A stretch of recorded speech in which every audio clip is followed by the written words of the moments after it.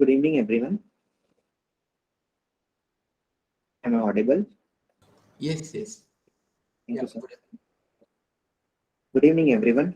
My name is Deepak Asurani. On behalf of organizing committee, it is my pleasure to welcome all of you at the fourth day of FDP.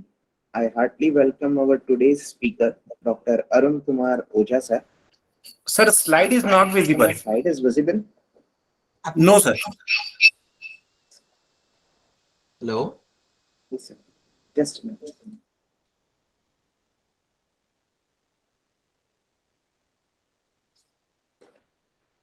I think now it's visible. Yeah, yes, yes.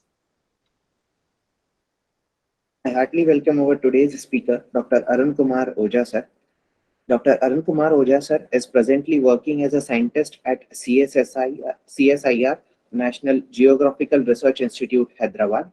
Sir has completed BSc Geology from North Orissa University, MSc in Applied Geology, and PhD in Earth Science from Indian Institute of Technology, Roorkee.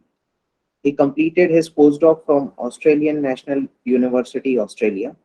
Currently, Sir is working on a project entitled Revisiting the Himalaya to test different tectonic models and their implications. The project is funded by DST India. Sir has published more than 15 research papers in the reputed international journal and conferences. Sir has been awarded with a Future Research Talent Award by the Australian government and Professor D.N. Wadia Prize for his best presentation and many more in his bucket. The topic of his today's session is plate tectonic and shear zone, holic grains of earth science. Now I request Dr. Arun Kumar Ojha sir to kindly start with the session. Please, sir. Yes. Good evening, everyone, and thank you so much for the invitation and such a warm welcome. I congratulate and thank all the members who have been directly and indirectly involved in the Atal Faculty Development Program to make it successful. Yes, sir. Today's my lecture basically focus. Let me share my slide first. Yeah.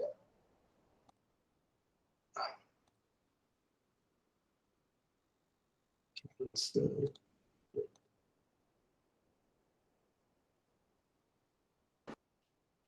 still not able to do it.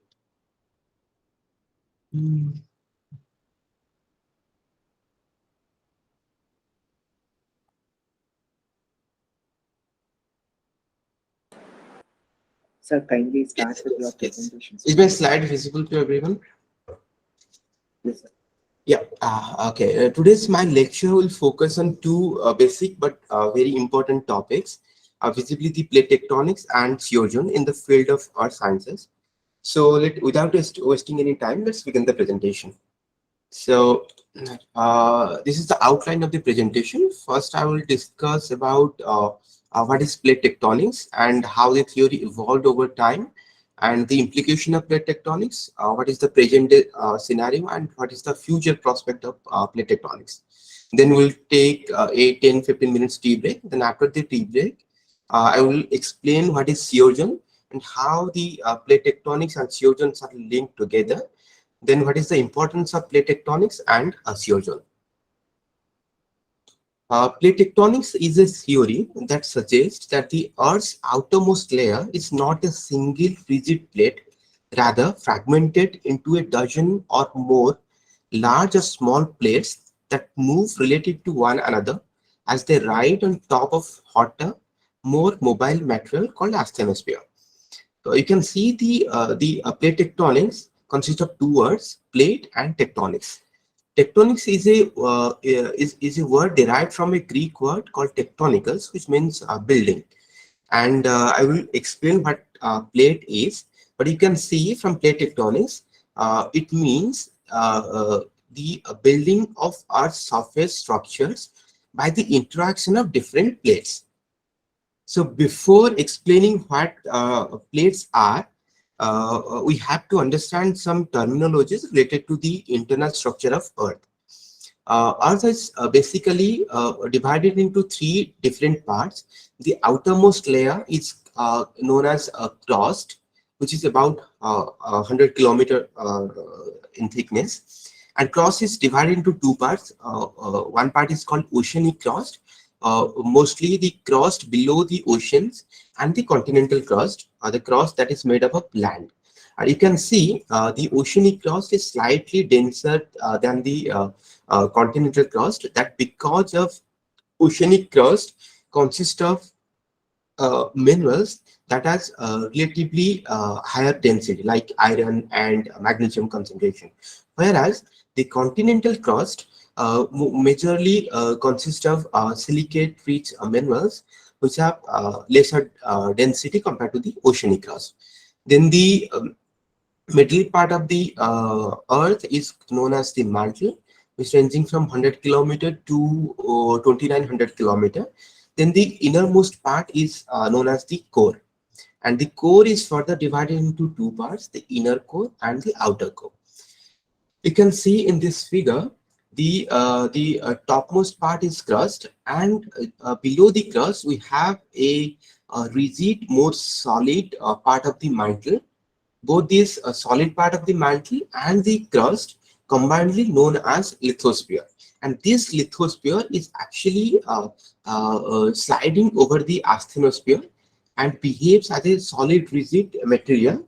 That material we call this as a plate, right?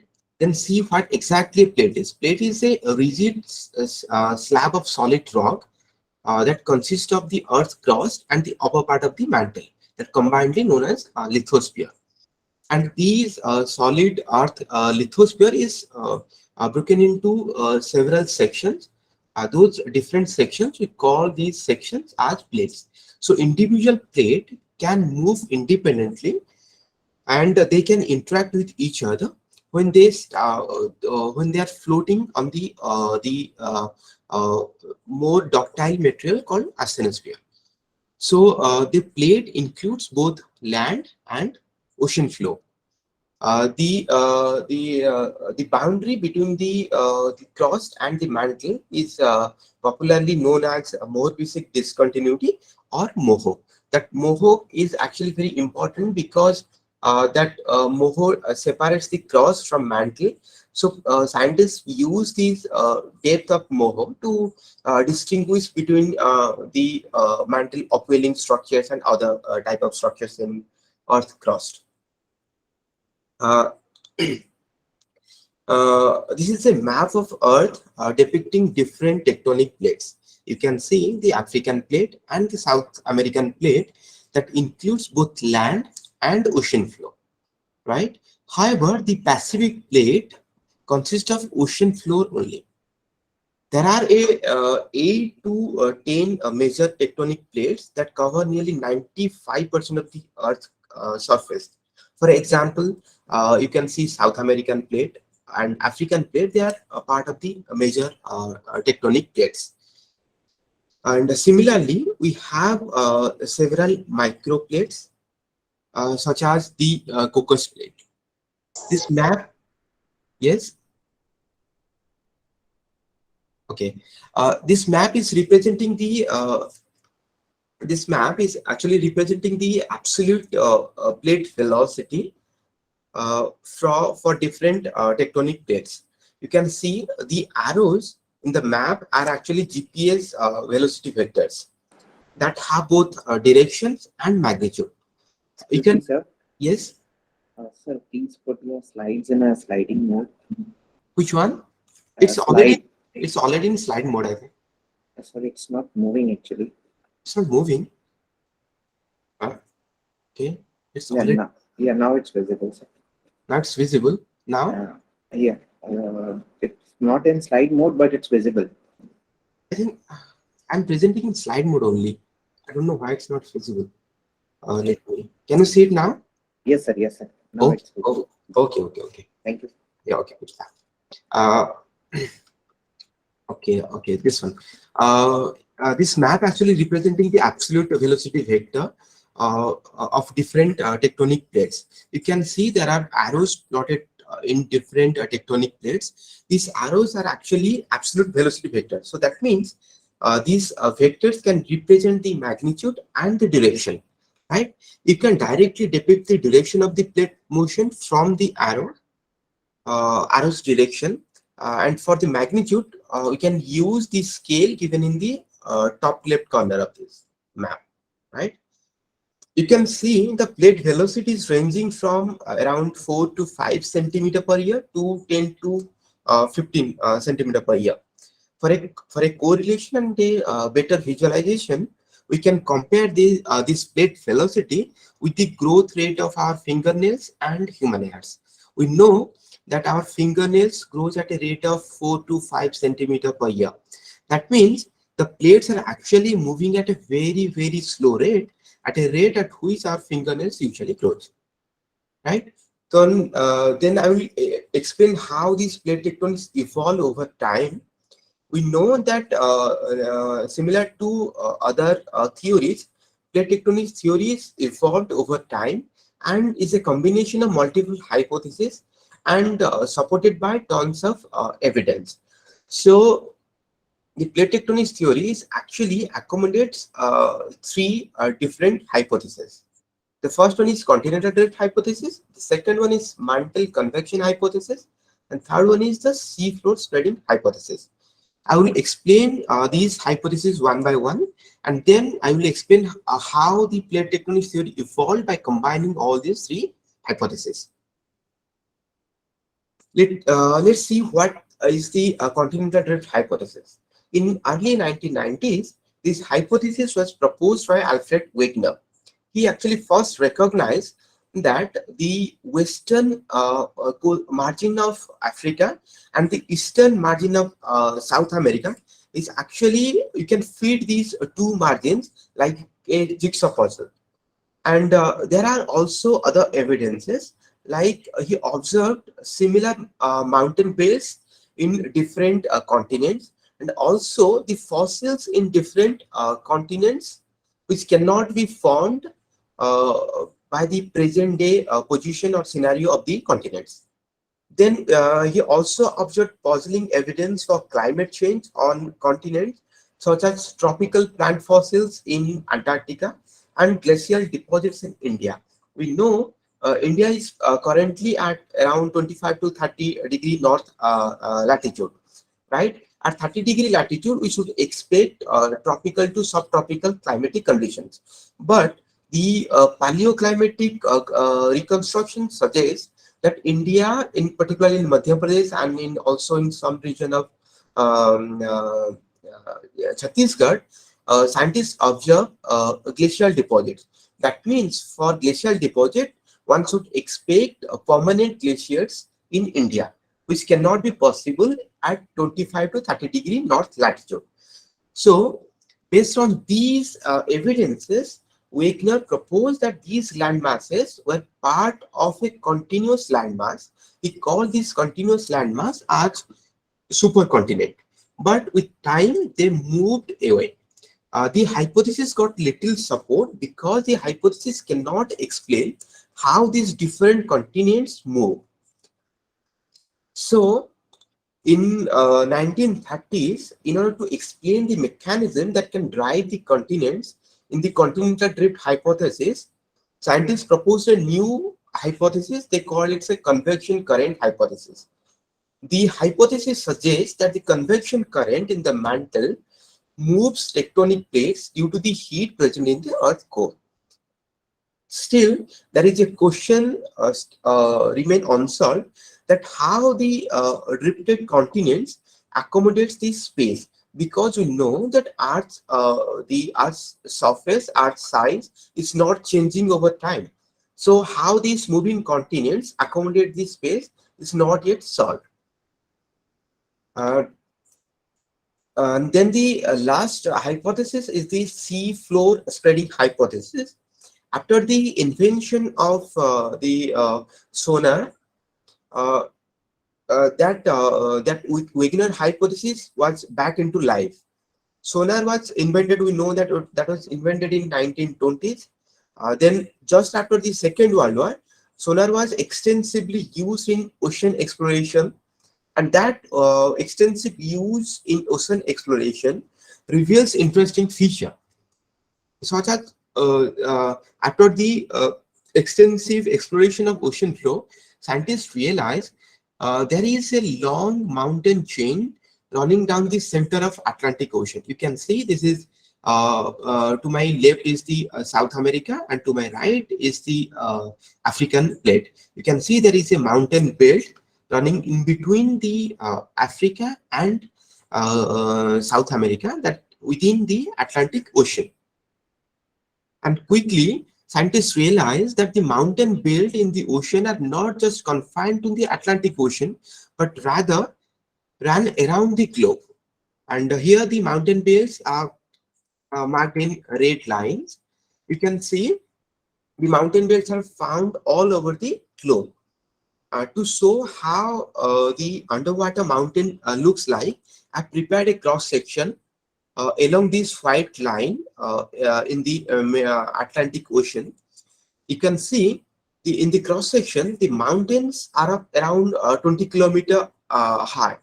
If you measure it from the base of the mountain up to the top of this mountain, so all these mountains are below the mean sea level, right? Then after the Second World War, along with the sonar, US and USSR also began using magnetic surveys of the ocean floor. They have extensively used these magnetic surveys to explore the submarines, and the observations was made that distinct stripes appear in the ocean floor from these magnetic studies. And they have also observed that oceanic rock act as a giant tape recorders that store the Earth's magnetic field. And if the rock are recording the magnetic field of Earth, then how they are recording the magnetic field of Earth? The rocks can record a magnetic field if and only if the minerals, the magnetic minerals within a rock will align themselves with the external magnetic field. This happens when new gross materials crystallize from magma or sedimentary rocks from sediments.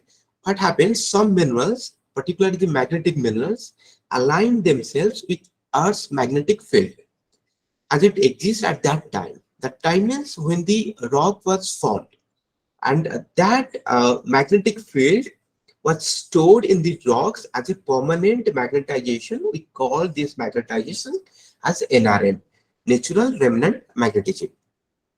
And scientists explore this natural remnant magnetism to understand the magnetic field variability on Earth crust. From the magnetic survey, three distinct things were actually observed.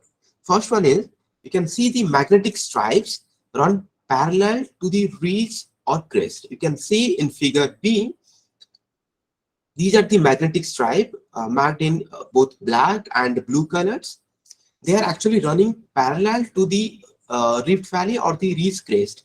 The ridge crest is similar to the mountain belt that was discovered prior to this magnetic survey by the sonar data.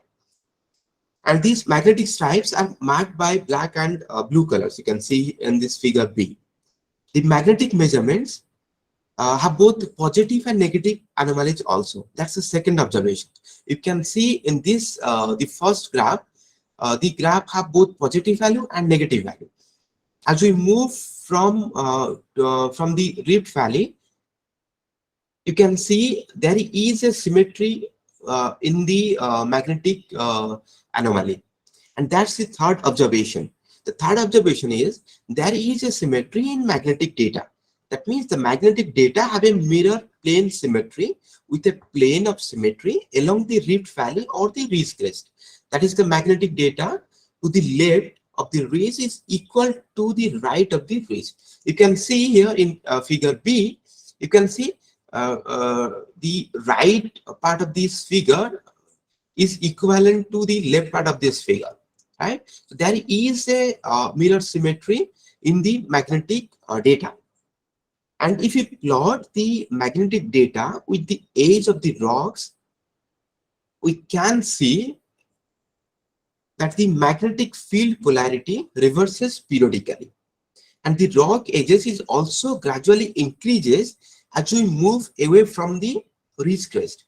Here in figure B, when you plot these magnetic data in a vertical column, you can see as we move away from the ridge crest, the age of the rock is gradually increases, and there is a variability in the Earth's magnetic polarity, right?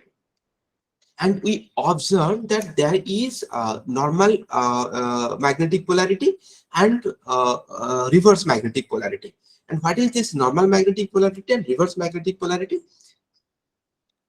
The normal magnetic polarity is the polarity of the magnetic field if the magnetic field represents that the magnetic north is equal to the present day geographic magnetic north.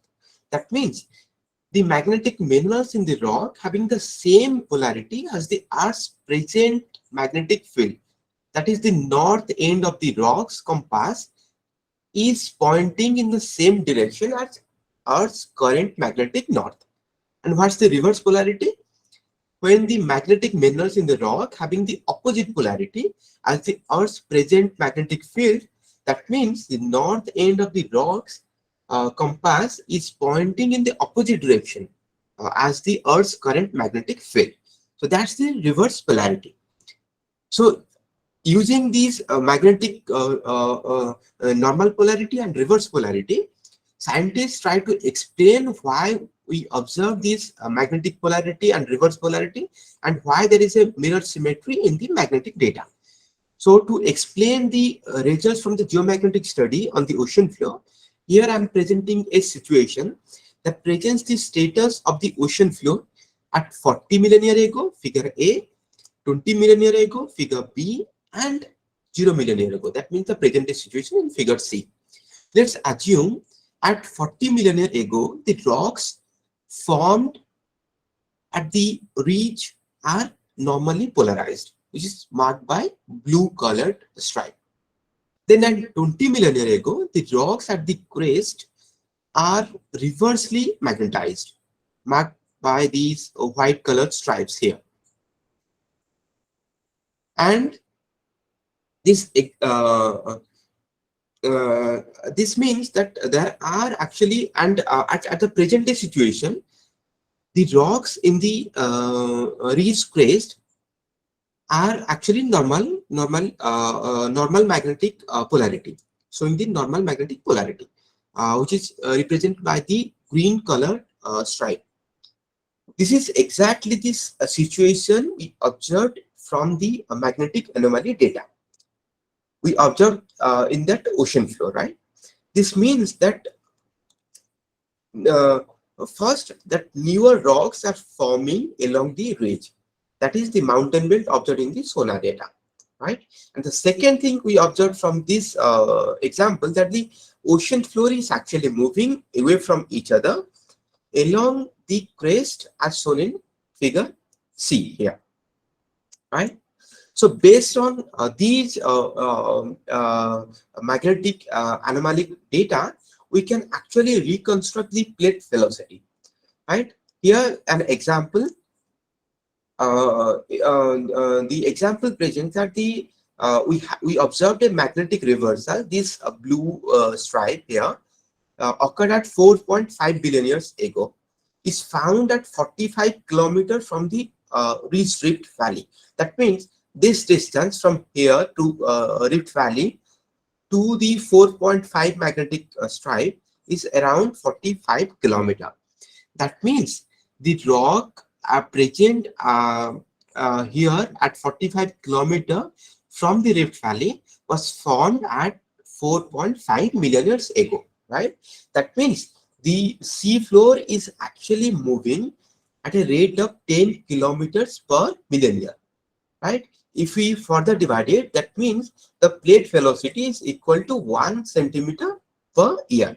So based on these magnetic data, we can also estimate the plate velocity. Even if we back calculate the magnetic data, we can also calculate the plate age also. Here, based on the magnetic data and calculated plate velocity, scientists have calculated the age of the ocean floor. When you have plotted this, you can see the oldest ocean floor here is around 150 million year old, which marked in this blue color stripes. This blue color. These are 150 million year old ocean floor. However, the seafloor spreading hypothesis suggests that the ocean floor are spreading and generating new oceanic crust. We also know that the Earth is around 4.5 billion years old. So why we are not getting ocean floor greater than 150 million years? So this question cannot be solved by this spreading hypothesis. So by combining all these three hypotheses, the plate tectonics theory was formed. So in 1960, scientists combined all these hypotheses: the seafloor spreading hypothesis, the convection current hypothesis, and the continental drift hypothesis, and proposed a new theory. They call this as plate tectonic theory. The theory suggests that the plates are in constant motion. The oceanic crust is spreading and forming new oceanic crust along the ridges known as oceanic spreading ridge or mid-oceanic ridges. You can see here this part is called oceanic spreading ridge, or also known as mid-oceanic ridge. In order to accommodate that newer oceanic crust forming along the mid-oceanic ridge here, the oceanic crust gets consumed by subducting beneath the crust with relatively lower density, which can be a continental crust or a oceanic crust. When the plate subduct beneath another plate, the subducting plates melt and release fluid because of fatigue. That leads to the formation of volcanic arc, that is also known as island arc. And we call this as volcanic arc because these volcanoes are distributed in a arcuate shaped pattern. Right? Because of this complex plate motion, three types of plate boundaries are formed. Before I will explain the plate boundaries, I'm going to show you a video to better visualize how plate tectonics really works and how it generating newer oceanic crust at mid-oceanic ridges, and how it consumed the older oceanic crust at the subduction zones. So let's watch this video. It's just one and a half minute video clip. The Earth's core. Near the surface, the rock spreads in two directions and goes sideways. It begins to lose heat. Eventually, the much cooler rock sinks back down. Through this spreading process, the Earth's crust is very slowly dragged apart. And it's this that ultimately causes the continents to move. Where the plates collide, the rock on the seafloor containing carbon from the dead plankton is carried deep into the Earth. As it descends, this layer of rock is heated, so the rock melts, releasing carbon dioxide. And gas is returned back into the atmosphere during an eruption.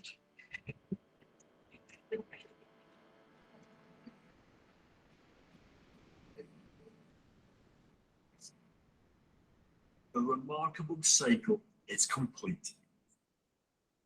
I hope you can now visualize what plate tectonics really is, and then let's explain what plate boundaries are.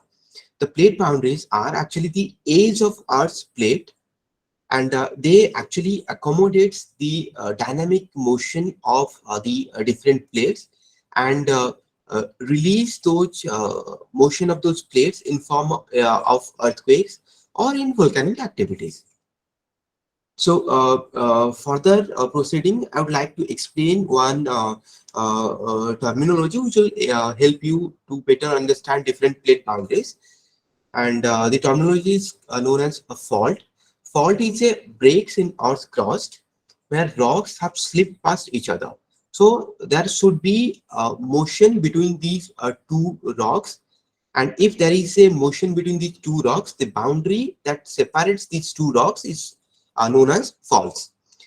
So based on these different plate motions, the plate boundaries are divided into three types, and these are divergent plate boundaries, convergent plate boundaries, and transform plate boundaries.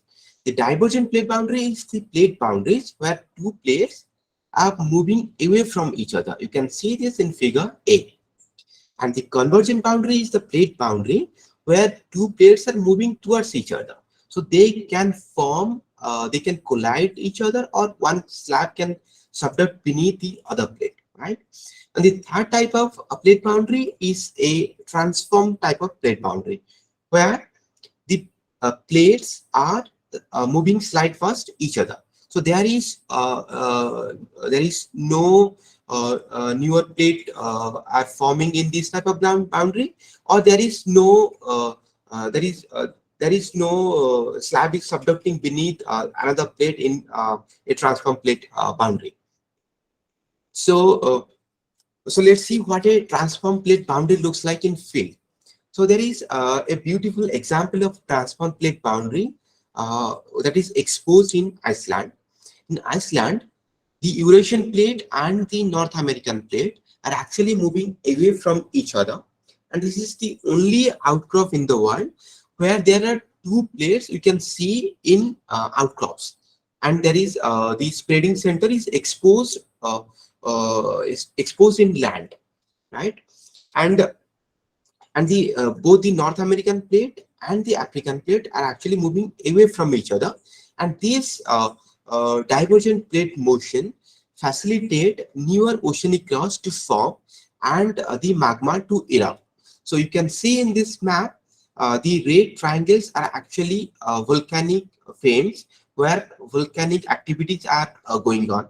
So you can see these volcanic activities are along the mid-Atlantic ridge, which is a divergent type of plate boundary. Because of these heavy magmatic activities in the Iceland, the country is suitable for thermal energy exploration. So this is what Iceland is exactly doing. Iceland is producing around 20% of its electricity from a geothermal field. There is another interesting fact that can be observed in Iceland because of the divergent plate boundaries. In Iceland, there is a bridge that connects both the North American plate to my left and the Eurasian plate to my right.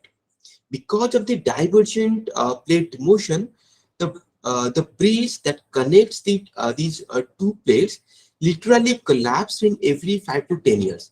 That means the government has actually had to build the bridge in every 5 to 10 years. So this is one of the interesting fact actually.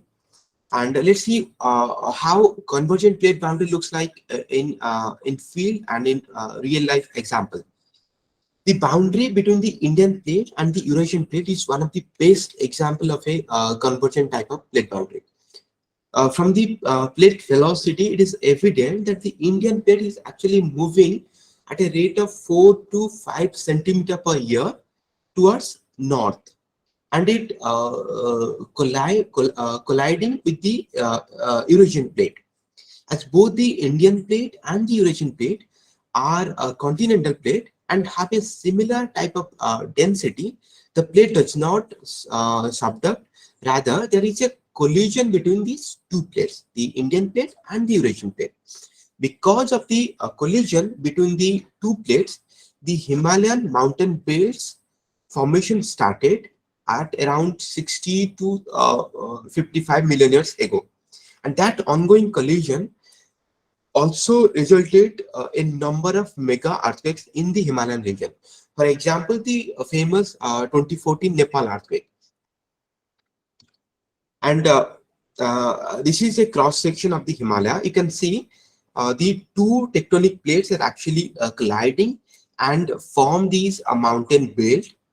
The mountain belt is also cross-cut by a series of fault, or also known as shear zone, that slides the mountain belt.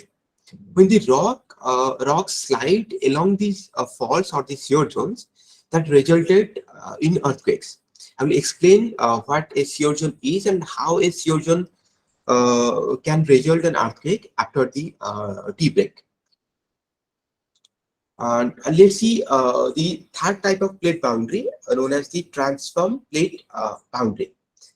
San Andreas fault is one of the best example of a transform plate boundary. Here, the fault to my right, you can see, is moving downward, and the plate to my left is moving upward. And these sideways motion between these two plates causes some of the major earthquakes. For example, 1906 San Francisco earthquake. Hope many of you must have seen the movie called San Andreas, and this movie is actually based on earthquakes in the San Andreas fault, which is a type of transform plate boundary. I hope now we understand plate tectonics little bit and different types of plate boundaries. Let me ask a couple of questions. Can anyone please tell me how many different tectonic plates you can see in this figure? Anyone?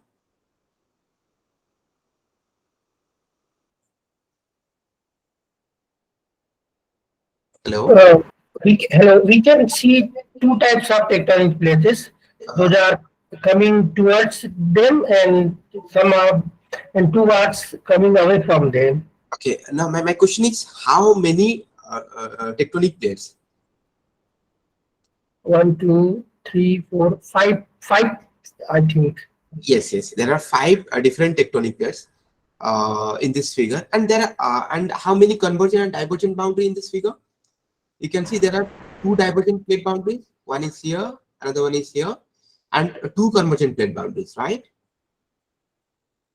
Yes. Yes. Okay. So so now we understand that plates are actually moving.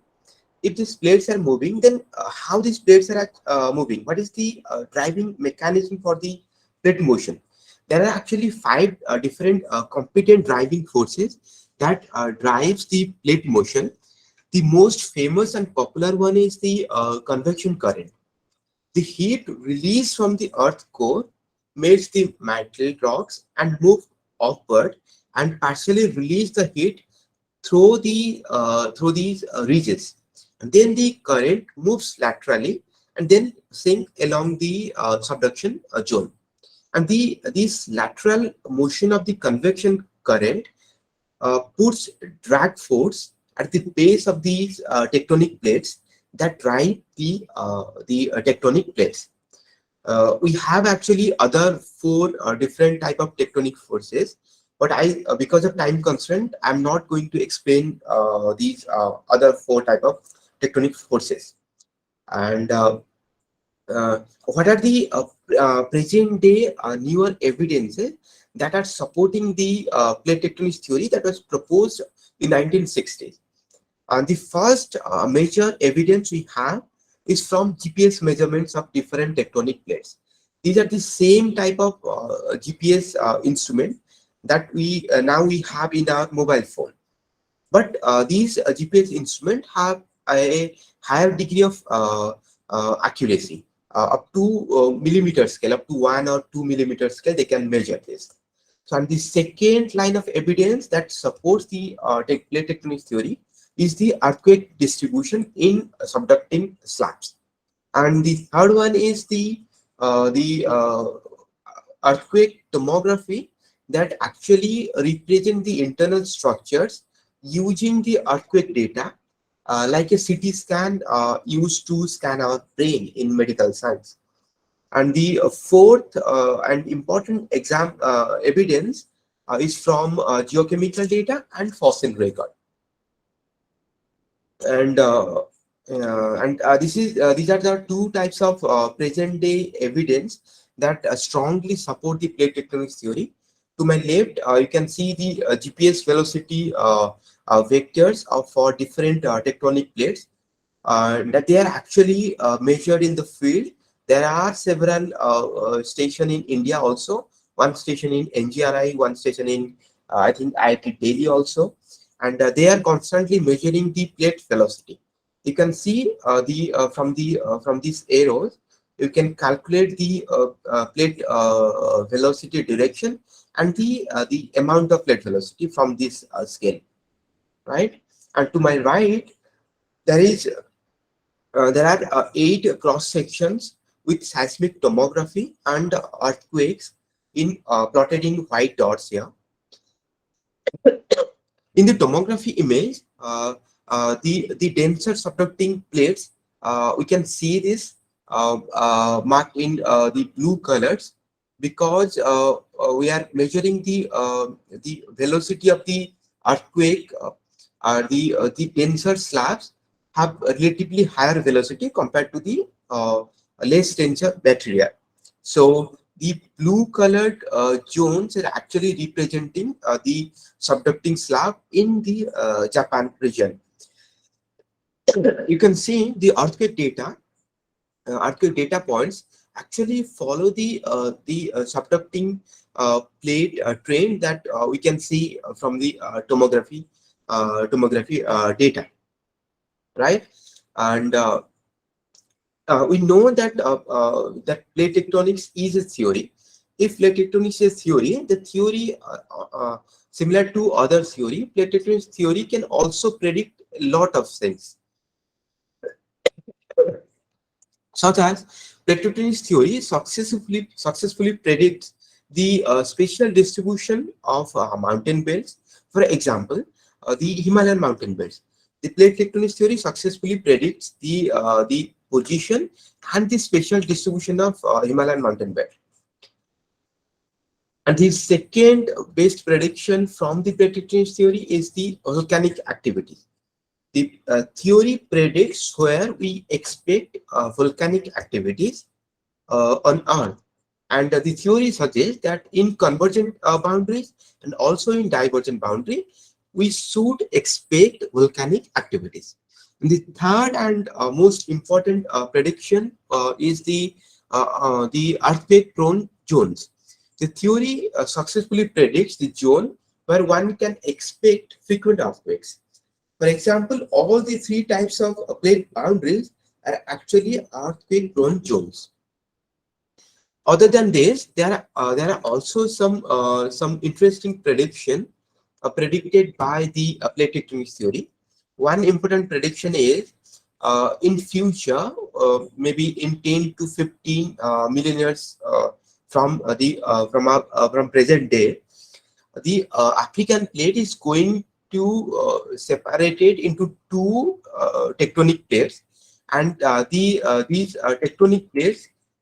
So these tectonic plates will be moving away from each other, so that type of divergent plate boundary will create a ocean in this white line, and that ocean scientists have already put a name for this ocean, and they call this ocean as AFI ocean, and this ocean will form in maybe in 10 to 15 million years. And there is another prediction from this plate tectonics. In between Indian plate and Australian plate, there is going to be a mountain belt in between the Indian plate and Eurasian plate in future. And these are the 5 major predictions from the plate tectonics theory. And I think it's time for a tea break. After tea break, I will go through what is a sheogen and how the different sheogens and plate tectonics are actually linked together, and what is the importance of the sheogen and plate tectonics. I think I will explain this after tea break. Is it okay? Okay, sir. Okay. Yeah. We will continue after tea break. Okay. Participants, we will continue from 8 p.m. Okay. Okay. Okay. Okay. Thank you, sir.